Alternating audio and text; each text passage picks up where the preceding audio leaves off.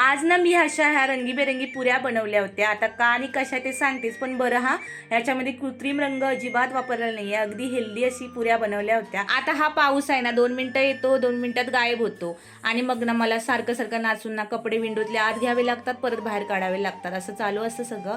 आणि आज ना असं कपड्याचा डोंगर बाहेर काढून ना कपाट आवरलं होतं, कारण इकडचं तिकडं असं होऊन गेलं होतं।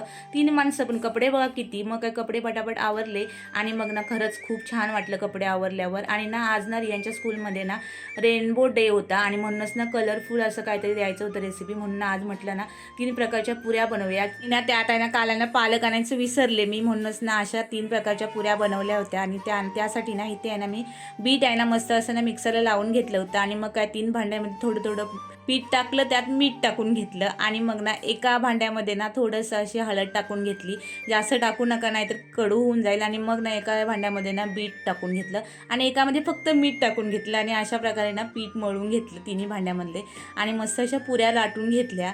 आता ह्या पुऱ्या ना वेगवेगळ्या रंगाच्या कशा झाल्या ते बघा, कारण एकामध्ये हळद टाकली होती, एकामध्ये बीट टाकलं होतं आणि एकामध्ये ना फक्त मीठ टाकलं होतं आणि मग 3 प्रकारच्या पुऱ्या बनल्या होत्या। आणि रियांसला तर खूपच आवडल्या, कारण त्याचा कलर बघून तो जाम खुश झाला होता आणि त्याला टिफिनमध्ये पण दिलं होतं, टिफिनमध्ये त्याला जाम लावून असं दिलं होतं। आणि कशी वाटली रेसिपी मला कमेंट करून नक्की सांगा। Bye bye.